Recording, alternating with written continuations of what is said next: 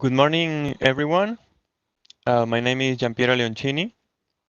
I am the representative of CAF Development Bank of Latin America in Trinidad and Tobago.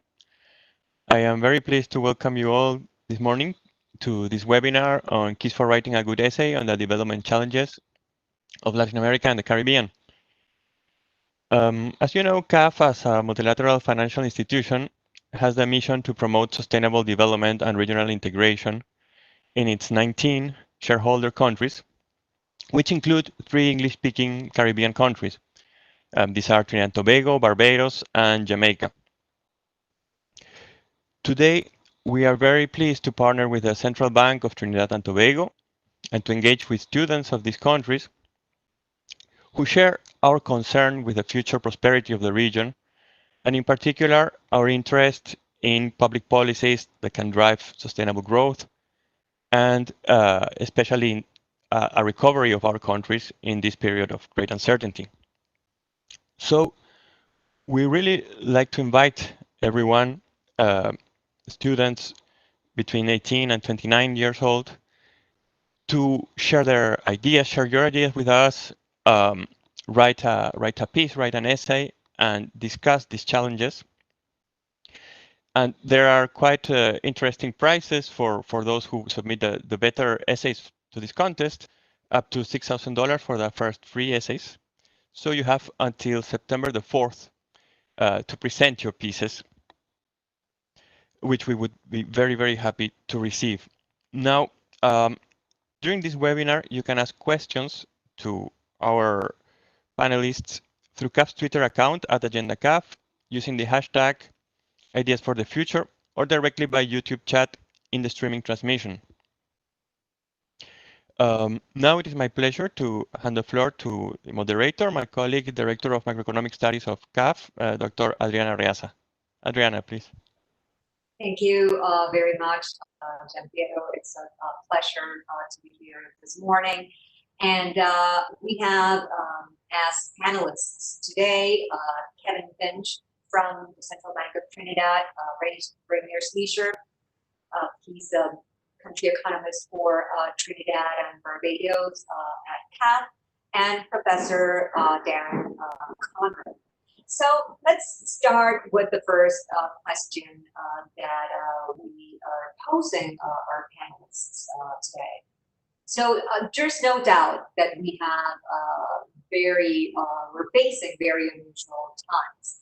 So why do you think this is a good time to reflect on development, on policies for the long haul, when at this point the world seems to be falling apart before us? And I would address this first question to Mr. Finch. So what is your opinion on this? What is your take on this? Good morning, and first off, let me thank CAF for the invitation for being part of this panel. It's always a pleasure to engage young people. It sort of takes me back to the time that I was in university. So thank you very much for inviting me. On your question, I think even with the current pandemic that is on our doorsteps, we are seeing that there's an increasing frequency and intensity of shocks to the global economy. And what the implications of these shocks really is that they threaten to unwind the progress we have made on the development front over the last couple of years, potentially thrusting millions of people back into poverty. And you know, we have made significant strides in pulling a lot of people out of poverty in Latin America and the Caribbean. And I would argue that attention to global development issues is perhaps needed more so now than at any other time in the post-World War II era. And I say that with specific reference to the Caribbean, given that the main revenue earner is under threat, particularly for the tourism-dependent economies. So I think now calls for innovative thinking, and there's the inclination for innovative thinking to be used as a cliche in response to complex problems. You always hear that we need innovative thinking. But I would also advance that in the Caribbean setting, we have no shortage of innovative thinking. I think where we have fallen short is in the seemingly intractable problem of an implementation deficit. So I think now what we need is a fusion of both pioneering thinking alongside innovative development implementation. So I will leave it there and come back later.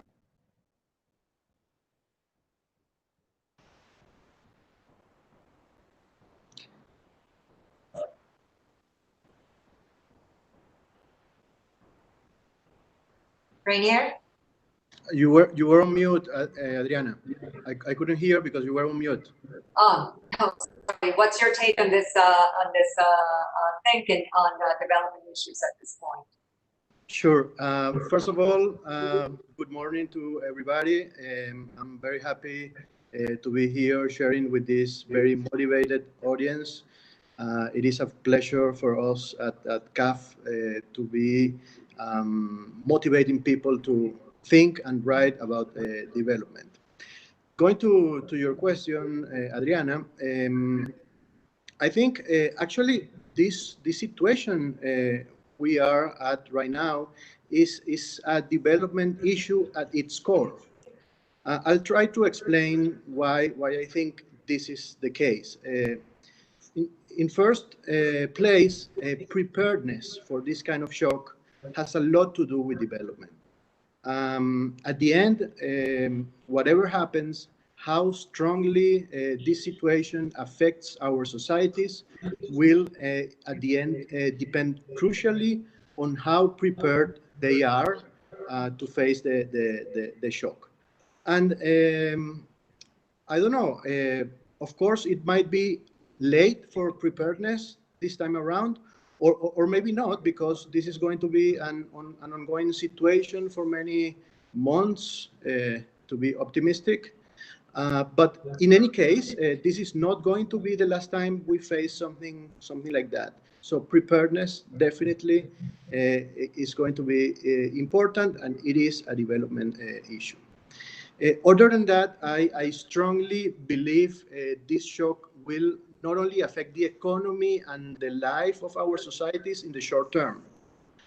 This will have a relevant impact on growth for a long while, and also, and that's something that I will probably come back later, will impact income distribution as well.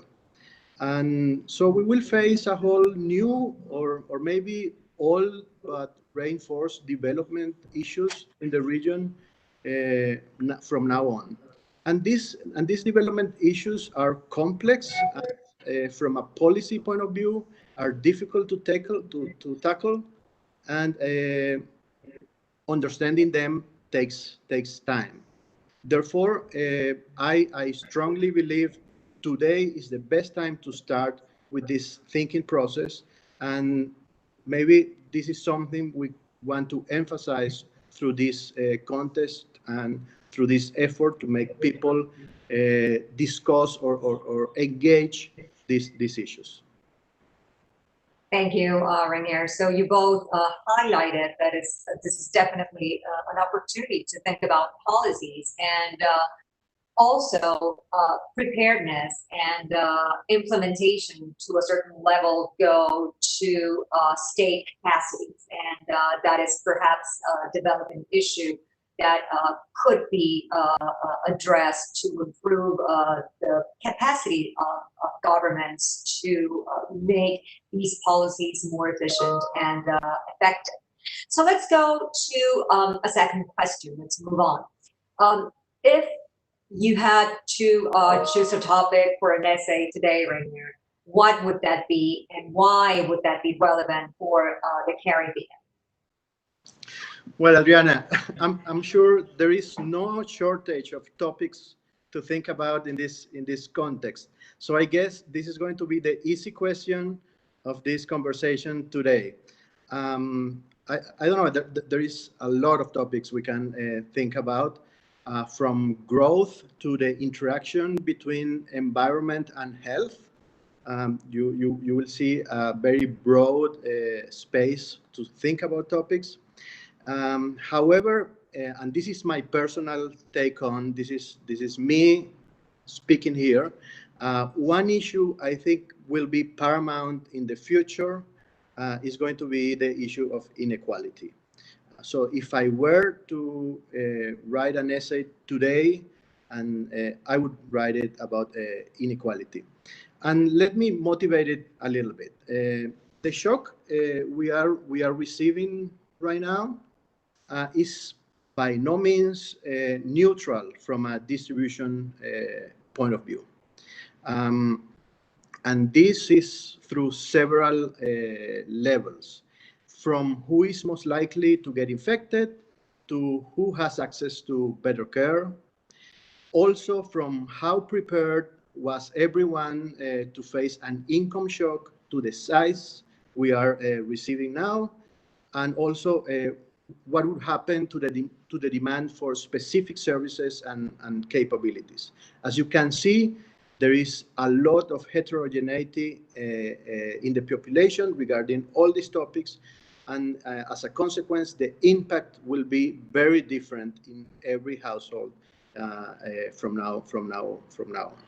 So, in consequence, even if we eventually go back to the GDP we had before, which for sure eventually will happen, this will happen with a significant reaccommodation of income across different groups. And it is to expect that this could generate significant tensions. These changes in income distribution are particularly disturbing in times of economic difficulties, like the time we are living through right now. The social pact that has been so hard and has included a lot of work in many of our societies in the region, in the Caribbean, of course, but also in the rest of the Latin American region, could easily come under attack under these circumstances we are living right now. And this could have significant implications for the political and economic outcomes. And this is then why, the reason why I think understanding what is happening with income distribution in the middle of this crisis will be crucial for us to understand what will happen in the near future, and will be crucial to have a strategy to deal with these results in the future. I leave it at this for now.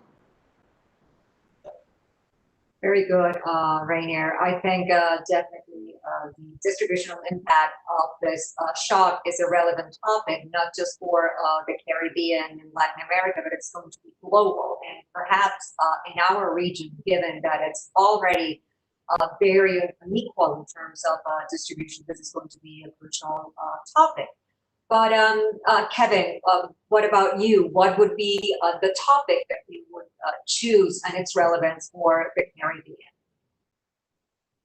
Well, taking from where I left off on the need for innovative thinking and implementation, I really have two suggestions that come to mind. One is on a long-standing issue, which is public sector reform. And the second is on financing for development. So in terms of public sector reform, we know in the Caribbean especially, the government plays a large part in society. Any way you measure it, whether it be number of persons employed, contribution to GDP, and so forth. So progress on the development front really needs a public sector that is fit for purpose, right? However, as we all know in the Caribbean region, the traditional models of public sector administration remain virtually unchanged from the colonial era. So what we have really is a public sector that is described as large, bureaucratic, clumsy, highly inefficient. So moving forward, I think at least on this front, you would need a public sector that is capable of supporting the new economy. So you would need a proper functioning public sector that can support inclusive growth as well as the structural transformation of many of our economies. Because thus far, what we have done on the reform agenda has been piecemeal at best. So that is one area that I would like to hear the views of the young people on this whole issue of public sector reform. So it's a big issue and a big challenge that I think we need some more collective work on. The second issue under the umbrella of financing for development would be access to finance. And when I say access, our minds usually go to financial inclusion. But I think the Caribbean doesn't have much of a financial inclusion issue, except for if we look at those islands that are geographically dispersed. For example, the Bahamas that has a lot of little islands spread over a large area. But I'm talking more about from the funding vehicle perspective, right? As we know, in terms of the Caribbean financial sectors, they are predominantly bank-based, and a lot of the traditional models of financial intermediation do not necessarily dovetail well with the new approaches that we'll need for the new sectors and new enterprises that will come out of this post-COVID dispensation. So I think work is needed on alternative financing mechanisms that are private sector led. And if I could give you one example, I think there is scope for scaling up the use and availability of venture capital in the region to fund some of these non-traditional areas such as fintech. We have a lot of interest in that area, biotech and so forth. So I think access to finance and public sector reform, those would be my two priority areas that I would like to see some work applied on. Definitely, Kevin. We're going to have a demand for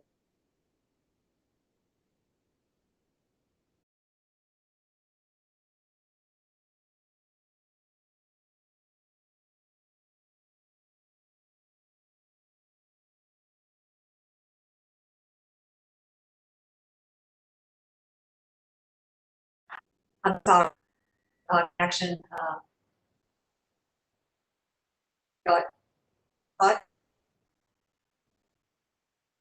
I'm sorry, I had a technical issue. So I was just mentioning that the two topics that you addressed are crucial because not only we're going to have a demand for not just a larger government, but a more efficient government in terms of attending the public health provision and many other issues that the state is important for. So this reform will be crucial. And for that, you're going to need resources as well. And then it is important to tap into international markets, but perhaps also, and this is something that we've been thinking about, is some international coordination to get developing and emerging markets access to finance at lower costs, because the market is very volatile these days, and probably in the foreseeable future that would be the case. So it is important that there's such a coordination, perhaps to attract resources from developed economies to these economies at affordable prices. So unfortunately, we're not going to have Mr.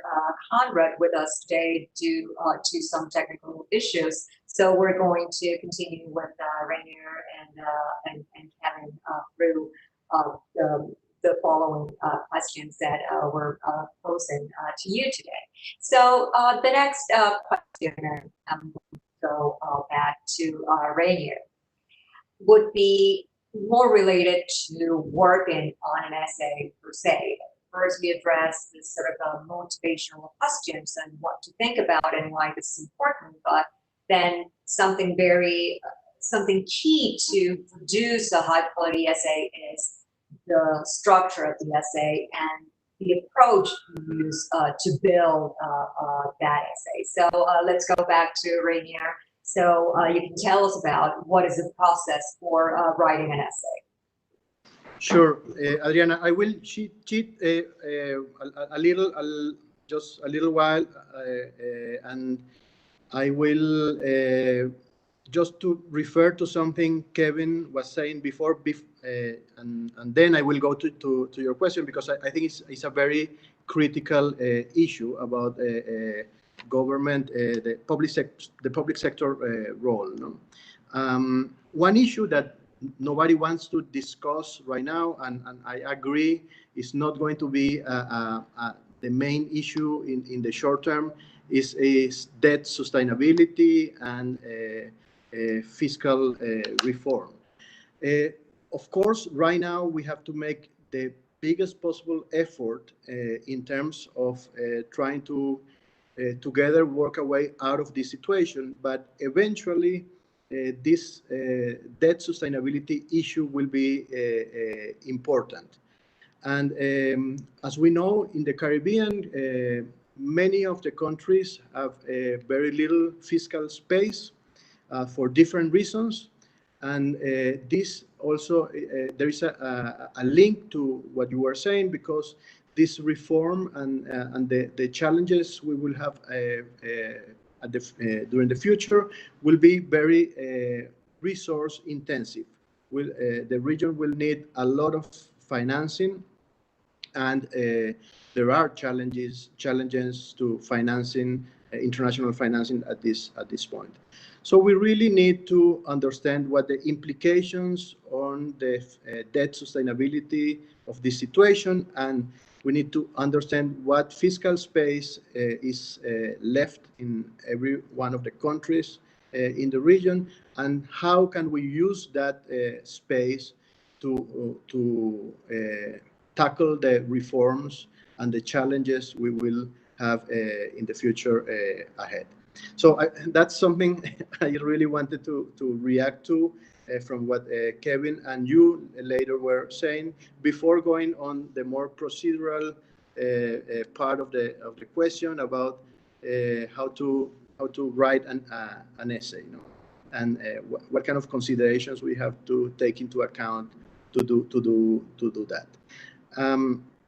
I have here a few tips to share with you in that regard, but I think I will first focus on two of them, and then maybe we can go back and discuss a little bit further on this specific issue. One is that you really need to be specific on choosing your topic. This is going to be crucial for the quality of what you are going to write. You need to focus on a specific area that you are interested on, but that you also anticipate the public will be interested on, and try to avoid being too wide in your approach, because even if you want to cover a topic that is going to be of huge relevance, you need to make an effort to concentrate to focus on a very specific issue to make the most of your contribution. The other thing is, I would say, is that you need to understand what the purpose of your essay is. In this very particular case that we are discussing, submitting this essay for this in this occasion, we are talking about some sort of argumentative policy essay, and this is a very specific kind of essay that is it is part of a formal or academic essay, but the main purpose of this kind of essay is specifically to convince, to make a point, to convince people of what you are, what your idea is. Of course, an essay is a relatively free way of writing, and it rests heavily on the author's opinion. So you could take advantage of this particularity. but it doesn't mean that there are no rules to follow. You need to follow the rules to write a good essay. And in this particular topic, one of the most important rules is that the essay is structured in a way that is coherent and logic. It has a good introduction where you explain your audience where you are trying to go with your essay, what your ideas are, what your strategy to develop those arguments or ideas are, and what is the structure in general of how you are going to present those ideas. Then you have the core of the essay where you mostly develop those ideas, and we can come back later on how are the best strategies to develop those ideas. And finally, you have a conclusion, and the conclusion, in the conclusion, you state your main findings, but you also talk about the limitations of what you are doing, because nobody expects you to solve all the issues of the world in your essay. You have to say, well, this is what I'm trying to do here, and this is what I found, and these are the limits of what I did. And there is nothing wrong with it. On the contrary, there is a lot of good thing of dealing with an essay in that way, recognizing that your contribution is specific and to one topic at a time. That's great, Rainier. Thank you. And Kevin, what is your approach then to write an essay? Well, it's a bit unfortunate that Dr. Conrad isn't here, because I wanted to engage him, because there's a distinction between academic writing and also applied research. So in the academic area, the focus is more on methodologies and application of methods.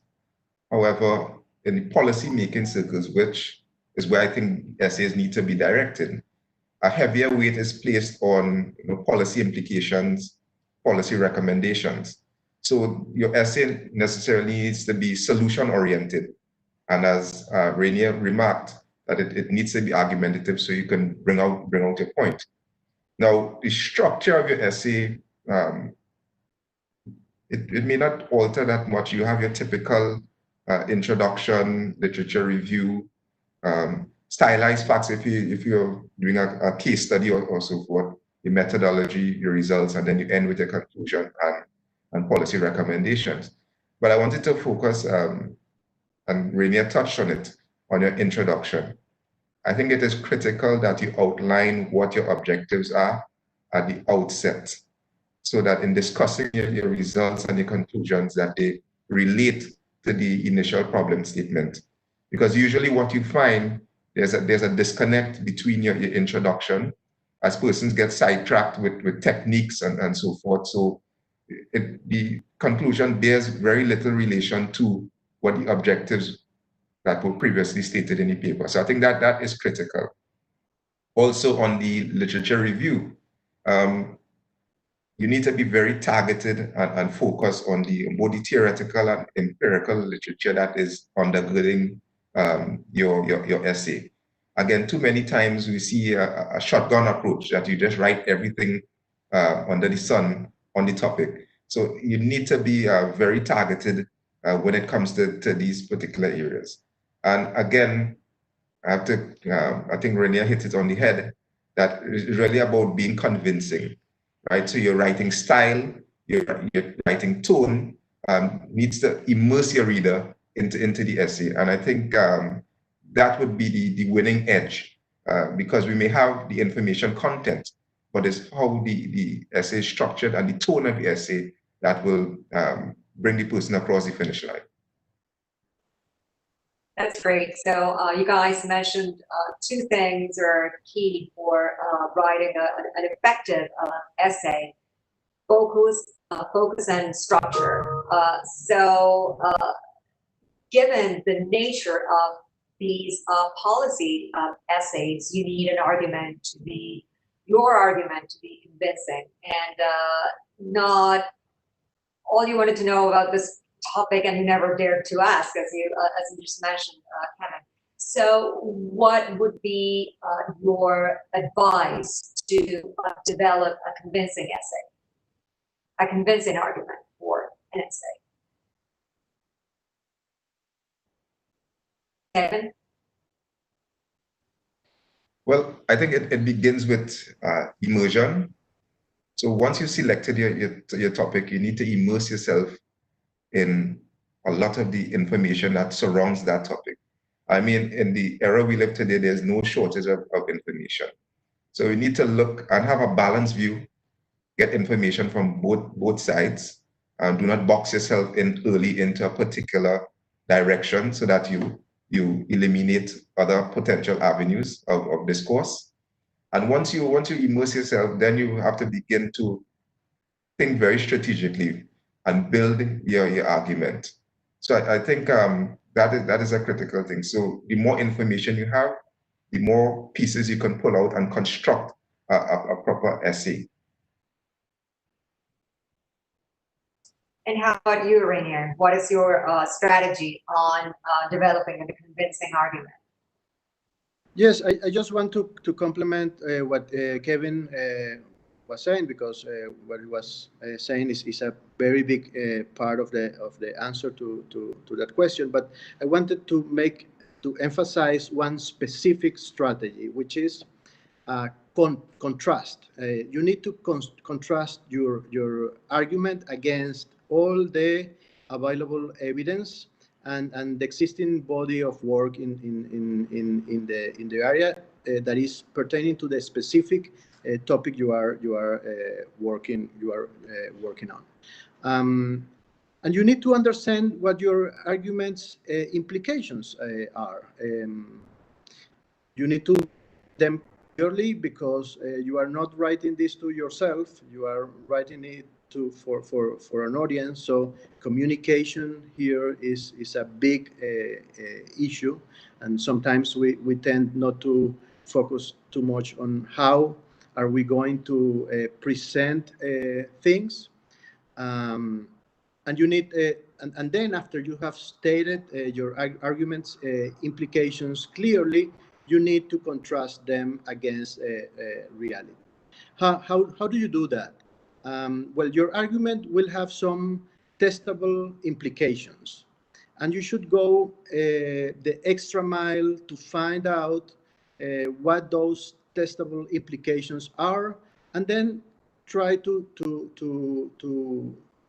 test them formally or even informally. As you do that, you also can contrast your work to what other people in the field have done in terms of and for that, the literature review is very useful. Once you have done all this, you need to understand how your argument fits within the academic or the policy in this case, or even the general discussion in the topic, because there are several layers of discussion to the same topic at the same time. By doing that, you will be able to anticipate doubts, questions, and even counter arguments that might be put forward to your ideas and to your essay. And you can do that even before they arise, because you do it while you are writing your essay, before anybody has had the chance to read it. So when you have thought carefully about it, you will have somebody read it. That person will have an immediate reaction, a question, and if you are lucky and have done your job well, they will find the answer to that question in their minds in your essay. So this is the proof of the pudding. If you have done, if somebody, if that is the reaction, your work is a well done work. One last thing I wanted to say is that you have to understand the process of writing an essay as in the same way as taking part of a conversation. It is just that in this case, it is a policy conversation or an academic conversation if it were the case. And this policy conversation you are engaging on is a conversation among experts in which maybe you are beginning to take part and you have to behave accordingly. You need to engage the conversation. You need to listen what other people have said and are saying, and you need to prepare your intervention in a way that is coherent with the rhythm of the conversation that is taking place. So that's great. So far we have recommendations on how to think of an essay. We have to focus. We have to have a proper structure. We have to check literature so we can properly immerse in that particular topic. We have to test formally or informally the argument that we're posing in the essay, so that we can convince whoever is going to read that, and check on that is having someone, read that before final submission.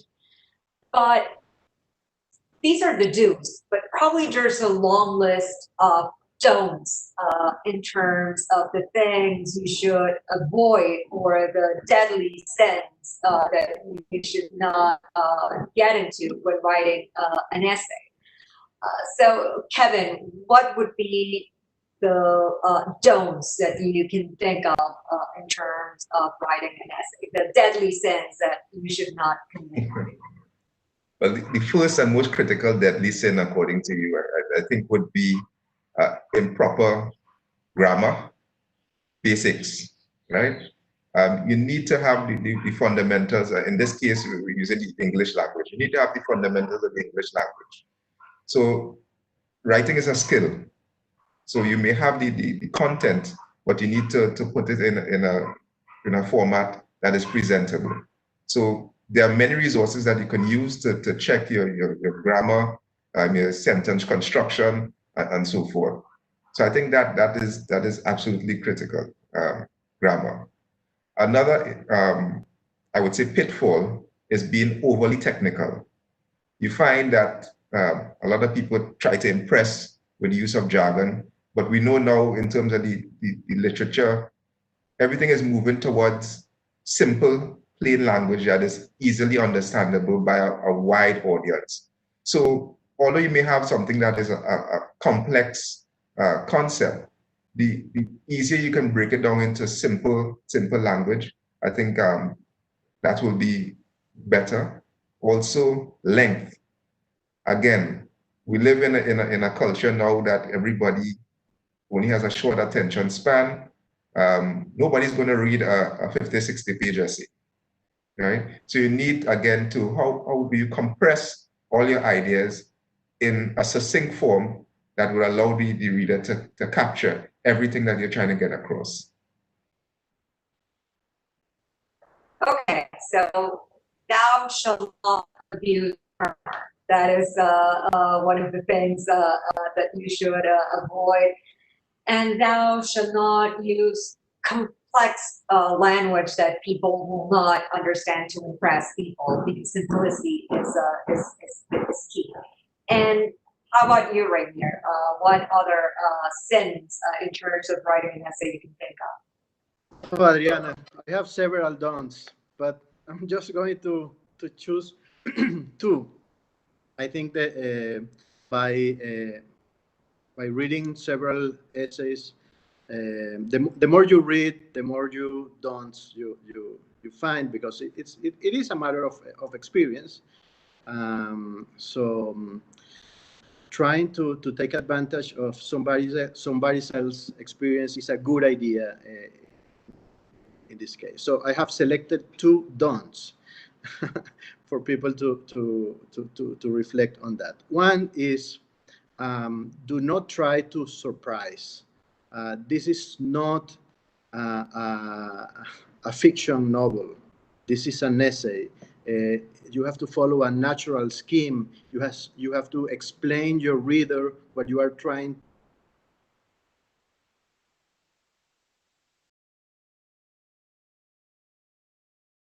You might take the risk of losing your audience early on if you don't explain what you are trying to do. It's like going through a trip.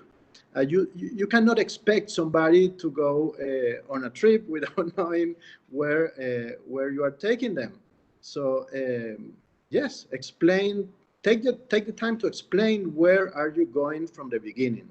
That way you can engage your audience. This is my first. The second one, and I could not be strong enough on saying this, is that do not state conclusions that cannot be traced back to your argument and your work. It is, I don't know what to say there. It is just wrong and reflects poorly on your work when you do that. You really need that when you get to the conclusion part of your essay. It is the opportunity to remind the people what you have been doing during the whole process, and then show them your final thoughts about it. So don't lose that opportunity writing about something that has not been in your main thinking argument, and that cannot be traced back to your argument. So those are two of the issues. Maybe I'm not going to say a third one, but I'm going to recommend the audience. We prepared a small document that I think is now in our webpage about some of the scenes and how to write a good essay, and maybe for background research, and you can go there and check it out.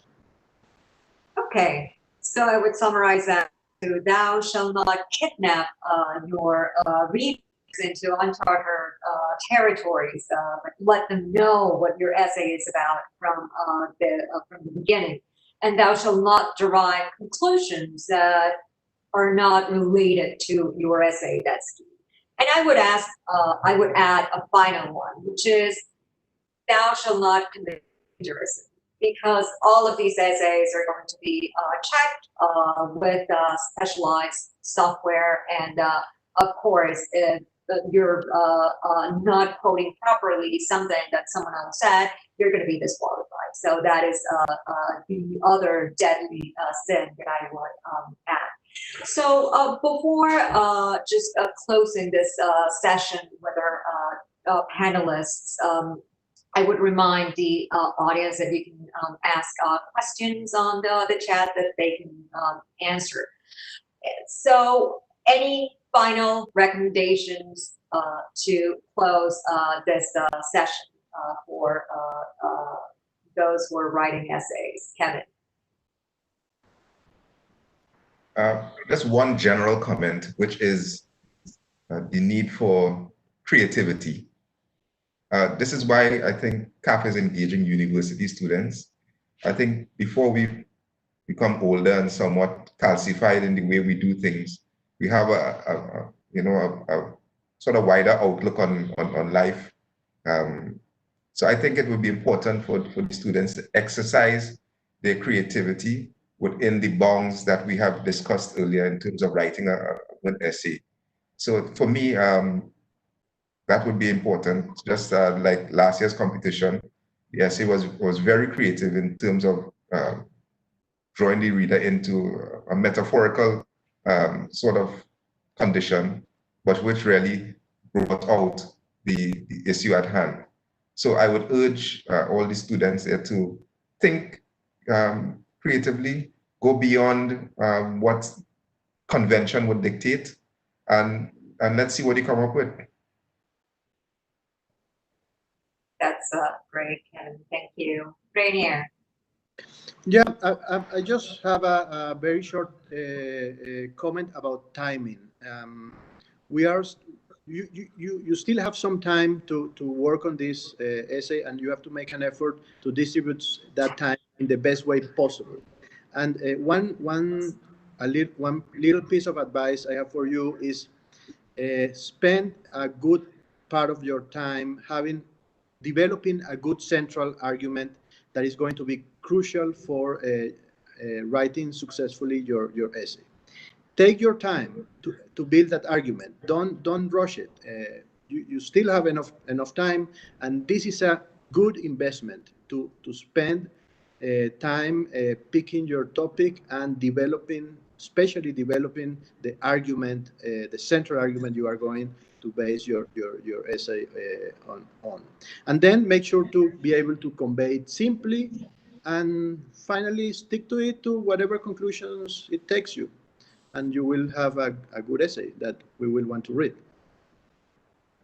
Thank you, Rainier. So yes, it's on my side. I would say that this is a journey, an interesting journey, but for anybody, and especially if you have not written an essay before, this would be a learning experience. And regardless of the final result, this will be teaching you some skills that will be useful for the future. So I think we would like to encourage you to participate and produce an essay and use the recommendations and guidelines that our panelists have addressed during this session.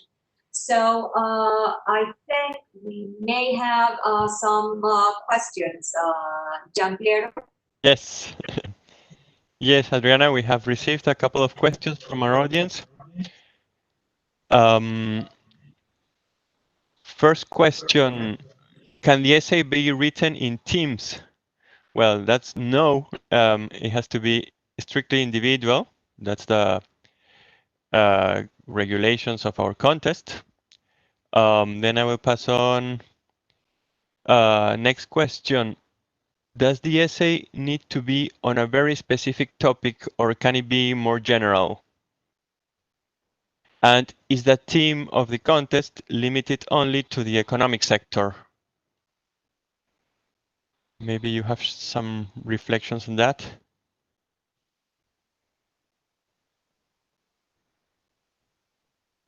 I can take that if you want, Adriana. Sure. Well, to the first part of the question, no, you could have a topic that is broad, but you have to be careful with that because on a broad topic it might be appealing, but it is much more difficult to be relevant to a policy discussion the wider the topic is. So I encourage you to try to get a balance because your potential impact will be much more appreciated the more specific you can be.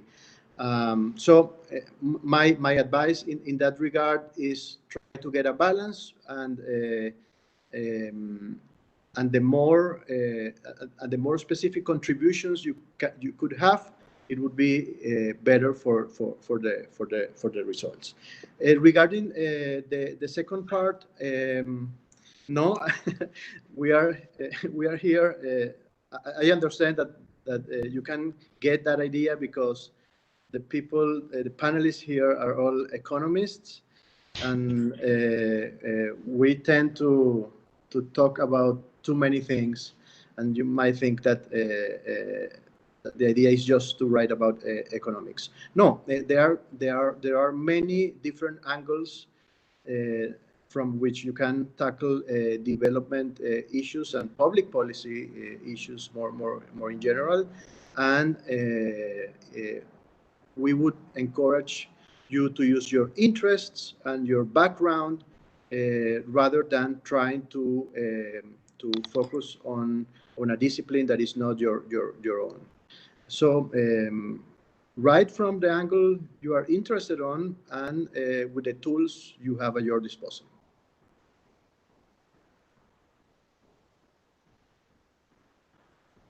Thank you, Rainier. There is one more question. So it reads, should the solutions be on a regional level or can they be more limited to one country? I think I can take that. You can do it for one country if it is a specific problem for that country. For instance, tourism, Barbados would be an example.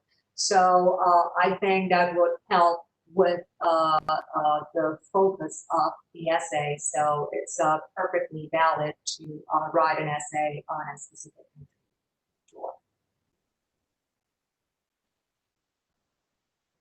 Well, I could jump in a bit here. I agree with you, but also there will be some benefit when we can have an essay that has cross-country applicability. Of course. Because especially in the Caribbean region, where many of our countries face similar problems.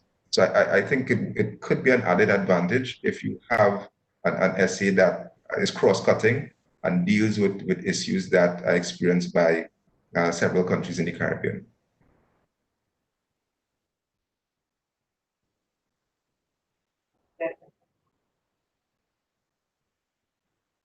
Well, okay.